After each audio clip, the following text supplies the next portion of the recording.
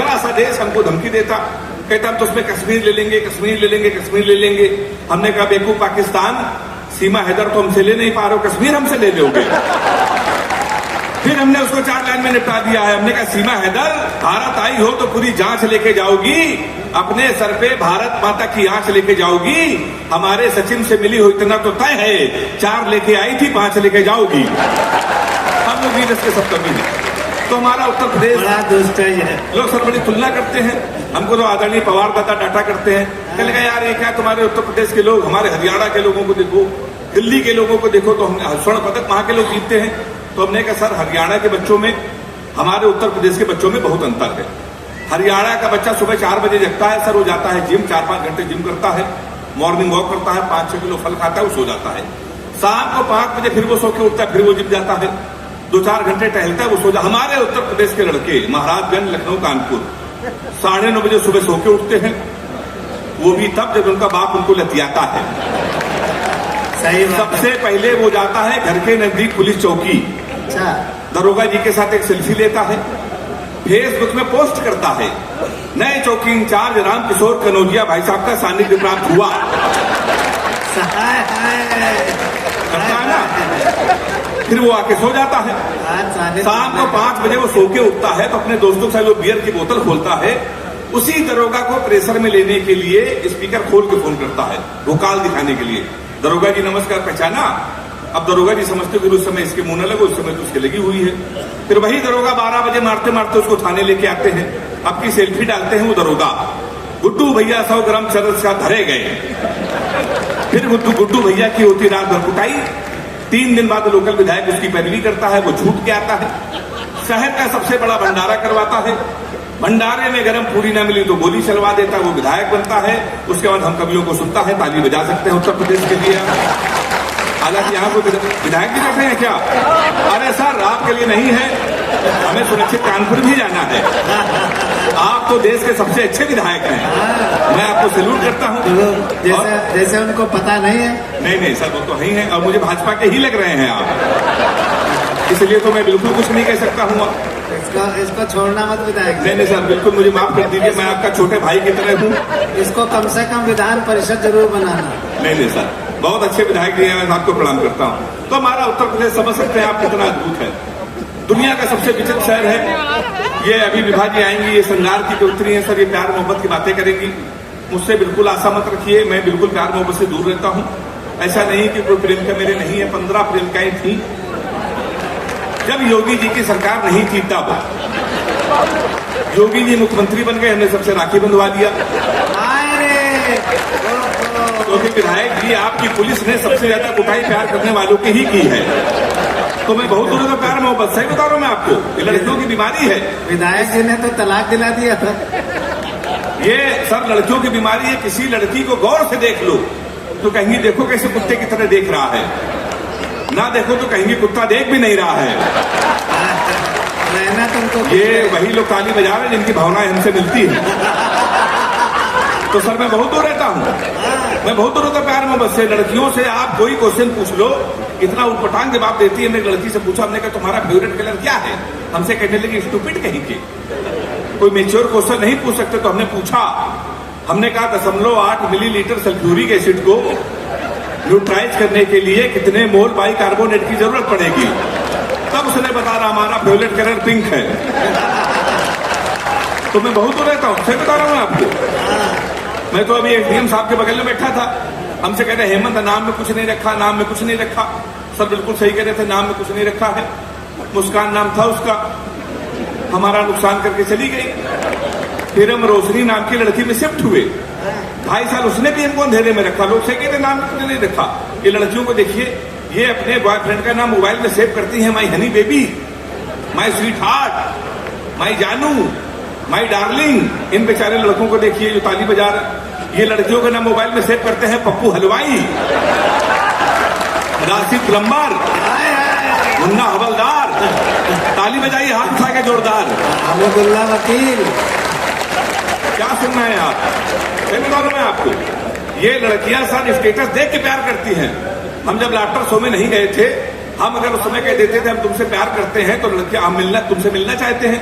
तो हमसे कहती थी हमसे मिलेगी तुम्हारी जूती, हम लाफ्टर चैंपियन हो गए। अब हम किसी से कह दें हम तुमसे मिलना चाहते तो वहां से जवाब आता है आंखें अपनी चार करेंगे, तुमसे केवल प्यार करेंगे, तुम राजा हो हीर हूं मैं, दिखने में कश्मीर हूं मैं 16 श्रृंगार लगूंगी, पूरी कुतुब मीनार लगूंगी, दूध के हम तो धुले हुए हैं, द्वार हमारे खुले हुए हैं, तो जो मन में होगा ओ राजा, कुंडी न खटकाओ राजा, सीधे अंदर आओ राजा। सिस्टम बदल गया सर, मैं बता रहा हूँ। एक दिन हमारी वाली ने हमको फोन किया, कहने लगी हम तुम एक कमरे में बंद हो और चाबी खो जाए। हमने क्या दिमाग से हिल गई, अगर धोखे से चाबी कहीं तेरे बाप को मिल गई तो प्यार क्या होता है बताएंगे, रात भर तमंचे पे डिस्को कराएंगे। सही बता रहा हूँ सर, अभी तो मैं सर्वेश दादा के आस-पास से दुबई गया, दुबई के मुशायरे में हमारी वाली को पता चला कि दुबई में है, तो उसने हमको फोन किया, कहने लगी दुबई में हो? हमने कहा हम दुबई में है। कहने लगी हमारे लिए सोने की चैन ले आना। तो हमने कहा क्यों? कहने लगी एक तो दुबई में सोना सस्ता है, जीवन भर में तुमको याद करती रहूंगी। तो हमने कहा पकली हम चैन नहीं लाएंगे फिर भी याद करती रहोगी। उसने पूछा कैसे? हमने कहा जीवन भर सोचो कि हरामखोर से पहली बार कुछ लाने को कहा था कि वहां से भी खाली हाथ चला आया है। तो सब कोई नहीं टिकता, और मैंने तो सबक ले लिया है। महाराजगंज वालों आप भी सबक ले लो, अपनी प्रेमिका को कभी भी रुलाना नहीं चाहिए, क्योंकि 7-8 हरामखोर उसका आंसू पूछने के लिए हमेशा तैयार रहते हैं। सही बात। सर मैं बहुत दूर रहता हूँ, 4 लाइन आपको सुना रहा हूँ कि एक एक प्रेमिका को बांट कर ले गए, चौथी पंक्तियों में तालियों का हंगामा होना चाहिए। एक एक प्रेमिका को बांट कर ले गए, जो नहीं माना उसे डांट कर ले गए, जिस पेड़ पे बांधा था मोहब्बत का धागा, नगर निगम वाले उसे भी काट कर ले गए। हमारे साथ अक्सर होता है, हम लोगों सब लोग सीरियस नहीं लेते, लोग आधा पागल समझते हैं। इसी चक्कर में हमारी आई हुई शादियां कैंसिल हो जाती हैं। हालांकि हमारी शादी जो कैंसिल हुई पर पवार जी ने कभी की ही नहीं। तो हमारी शादी क्यों नहीं हुई? हम हाथ से कभी कई रिश्ते हमारे घर में आए, पता चला लड़का हाथ से कभी रिश्ते वहीं से लौट गए। हमारी जब सर तमाम बार शादियां कैंसिल हुई तो हमने पंडित जी को हाथ दिखाया, हमने कहा गुरु जी हमारी शादी कब होगी? तो हमसे कहने लगे बेटा 2035 तक कोई मुहूर्त नहीं है। हमने कहा उसके बाद? बोले उसके बाद कोई जरूरत नहीं है। सर आई हुई शादियां कैंसिल। हम रहते हैं कानपुर में, बगल में लखनऊ। पिताजी ने कहा लखनऊ में एक लड़की देखी है, शादी फाइनल, 11 बजे तैयार हो जाना। हम सर 11 बजे नहा धो के सूट वूट पहन के तैयार होने वाली पत्नी को देखने जाना था, शादी थी हमारी।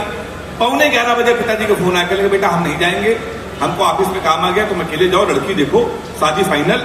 एक बात याद रखना कि ब्राह्मण घर में पैदा हुए हो, ये घर की बेटा परंपरा है। पहली बार जब किसी के घर जाते हैं खाली हाथ नहीं जाते, कुछ लेके जाते हैं, कुछ लेके चले जाना। हम सर कानपुर के हम कट्टा लेके चले गए, फिर 2.5 साल बाद जमानत हुई हमारी। तो जमानत के बाद भी रिश्ते आए। एक दिन हमारी शादी हो गई, ये देश के सारे बड़े कभी हमारी बारात आए थे। भारत और पाकिस्तान का मैच था 4 साल पहले, विश्व कप का क्रिकेट का, बिल्कुल सच्ची घटना। हमारी शादी भारत और पाकिस्तान का सर मैच था, हमारी शादी। हमने पिताजी से कहा पूरा हिंदुस्तान मैच देख रहा है, हमारी आप शादी क्यों कर रहे हो? सर नहीं माने, कर दी।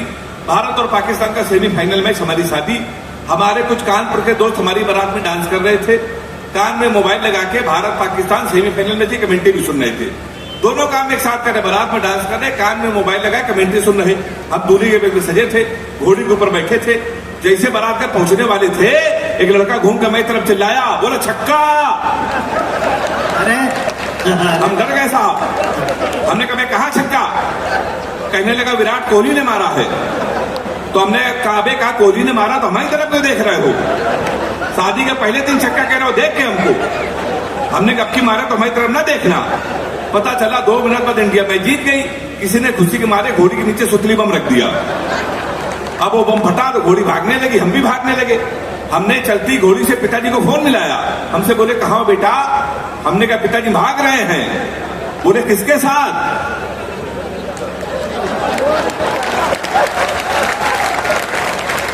ताली तो ऐसे आलू बजा रहे जिसमें बारात आए थे। हमने कहा घोड़ी के साथ। बोले मैं शर्म नहीं आती, भागना तो किसी लड़की के साथ भाग जाते। हमने कहा पिताजी वो बह गई थी। कहने लगे यार घोड़ी बहकी है, कल को गधी बहकी तो उसके साथ भाग जाओगे। वैसा उन्होंने मोबाइल बंद कर लिया। 1 हफ्ते लगातार भागते रहे। 1 हफ्ते बाद हमको होश आया, हमने अपने आप को जंगल में पाया। 4-5 आदमी खड़े थे। हमने कहा कानपुर का पता बता दो ना, बीबी को विदा कराना है। तो उन्होंने देखो ऐसा है, हमारे रामलीला का पाठ चल रहा है, ये राम है, ये लक्ष्मण है, सूप नखा का रोल जिसे करना था नहीं आया, तुम सूप नखा का रोल कर लो। हमने इसमें क्या करना पड़ेगा? बोला नाक कटवानी पड़ेगी। हमने कहा वो तो कर चुकी है। हमने उनकी बात मान ली। सब रात भर सूप नखा का रोल किया। सुबह 4 बजे हमारी आंख खुली, हमारे सिर कपड़े गायब। वहां के आदमी गायब, सूप नखा के टस में पैदल पैदल हम अपने घर पे हमारे पिताजी छज्जे के ऊपर खड़े थे। हमने कहा पिताजी पहचाना? उन्होंने हमारी माँ से कहा इसको कटोरा आटा दे दो। हमारे पिताजी नहीं पहचान पाए। हमने आपके पुत्र हैं। बोले बेवकूफ मत ना, हमारे दो ही पुत्र हैं, एक इंजीनियर है कि नाक कटवा के घोड़े के साथ भाग गया है। ससुराल गए तो हमारे साले ने भगा दिया। हमारे घर के सामने पुलिस थाने गए तो एसपी साहब बैठे थे। हमने उनके पैर छुए। हमने कहा सर हमारे साले के खिलाफ FIR लिख लीजिए। चले तुम ही हेमंत पांडे हो? हमने कहा कहने के तुम्हारे नाम पहले से FIR है, घोड़ी के अपहरण की। तुमको 2 दिन का समय दे रहे हैं, अगर घोड़ी नहीं आई तो तुम जेल चले जाओगे। उत्तर प्रदेश का बड़ा व्यंग एक टिप्पणी में कर रहा हूं। व्यंग अगर महाराजगंज में नहीं सुना जाएगा तो पूरे देश में नहीं सुना जाएगा। अगर व्यंग आपकी समझ में आ जाए तो हाथ उठा के ताली बजा के बताना मेरा व्यंग आप तक पहुंचा। हमने उनके पैर छुए। हमने कहा घोड़ी ढूंढ लाई। कहेंगे पुलिस का काम है घोड़ी ढूंढना। हमने कहा ढूंढ लाइए। कहेंगे पुलिस के इतने बड़े अधिकारी घोड़ी ढूंढना है। हमने कहा एसपी साहब भैंस तो आप ढूंढ लाए थे। बहुत अच्छे, सैल्यूट आपको। वाह वाह वाह वाह। क्या बात है सर। आधे मिनट के साथ इजाजत दे रहा हूँ आपसे। एक कविता आपको सुना रहा हूँ। वैसे तो मैंने इस बीच कई नई कविताएं लिखी हैं, लेकिन एक कविता मैं आपको सुना रहा हूँ। जैसा कि सर्वेश दादा ने कहा कि ऐसे कवियों को पसंद करते हैं जो सबको लेके चलते हैं। सुनिएगा। महंगाई से परेशान होकर मेरी माँ मेरी पत्नी से बोली। ये तो हास्य की कविता है, लेकिन मैं आपको छोटा सा व्यंग सुना रहा हूँ। नशे में हिलता हुआ एक व्यक्ति हमारे पास आया। बोला गुरु कहाँ? मैंने कहा कभी हूँ, भटक गया हूँ। बोला कभी होके भटक गए हो? वैसे आजकल ज्यादातर कवि भटक गए हैं, अपने स्वार्थ में अटक गए हैं। हास्य का कवि जुगाड़ से खुद को भुना रहा है, कविता की जगह पता नहीं क्या क्या सुना रहा है। वीर रस के कवि वो तो चिल्लाना ही अपनी आन समझते हैं। पर अगर आप हरिओम पवार जी को जो सुनने वाले हैं तो आपको लगेगा भूतो ना भविष्य। दादा हरिओम पवार जी जिस मंच पर होते हैं वो देश का सबसे बड़ा कवि होता है। गीतकार सीधे साधे बेचारे जिंदगी के मारे, इनको केवल प्रेमिका के गम सताते हैं। ये गोभी को फूल को भी चमेली का बताते हैं। खैर छोड़ो, तुम किस विधा के कवि हो? मैंने भूलते हुए कवि रस का। बोला वीर रस के कवि होकर डर रहे हो? फिर क्यों देश के लिए मर रहे हो? कवि हो तो प्रूव करके बताओ, कोई अच्छी कविता सुनाओ। मैंने कहा विजयी विश्व तिरंगा प्यारा, झंडा ऊंचा रहे हमारा, इतना सुनते हमारे पास आया। और जोर से चिल्ला। व्यंग अगर आपके कलेजे में लग जाए तो छोटे से कवि को आशीर्वाद देना। मैंने कहा विजय विश्व तिरंगा प्यारा, झंडा ऊंचा रहे हमारा, इतना सुनते हमारे पास आया और जोर से चिल्लाया। बोले क्या नशे में समझ रहे हो? और हमें क्या इतना भी नहीं मालूम कि जहाँ के बच्चे पेट भरने के लिए अल्लाह का नाम लेते हैं, चलती ट्रेनों में सूरदास की लाठी थाम लेते हैं, और जहाँ का नेता अपने ही देश को डायन कहेगा तो क्या वहां का झंडा ऊंचा रहेगा? Salute sir. जब कोई नेता अपने ही देश को डायन कहेगा तो क्या वहां का झंडा ऊंचा रहेगा? हमने कहा गुरु कुछ आप ही बताएं। बोला जिस दिन देश में बेरोजगार आत्महत्या की जगह रोजगार पाएगा, अब मैं देखना चाहता हूं आप मुझे किस तरह विदा करेंगे। जी बेरोजगार रोजगार की रक्षा करेगा। मैं थोड़ा सा बोल रहा हूं। आप हत्या की जगह रोजगार पाएगा, गरीब रोज की रोटी खाएगा। किसी कन्या को भ्रूण में हम मारेंगे नहीं, किसी जयचंद से जब हम हारेंगे नहीं, धर्म के नाम पर जब हम बांटे नहीं जाएंगे, हमारे सैनिकों के सर जिस दिन काटे नहीं जाएंगे, और अपनी ही माँ के लिए किसी मुंह में जब गाली नहीं होगी, रक्षा सौदों में जिस दिन दलाली नहीं होगी, जिस दिन देश का हर एक व्यक्ति अपनी स्वेच्छा से वंदे मातरम कहेगा मेरे मित्र, उस दिन देश का झंडा ऊंचा रहेगा।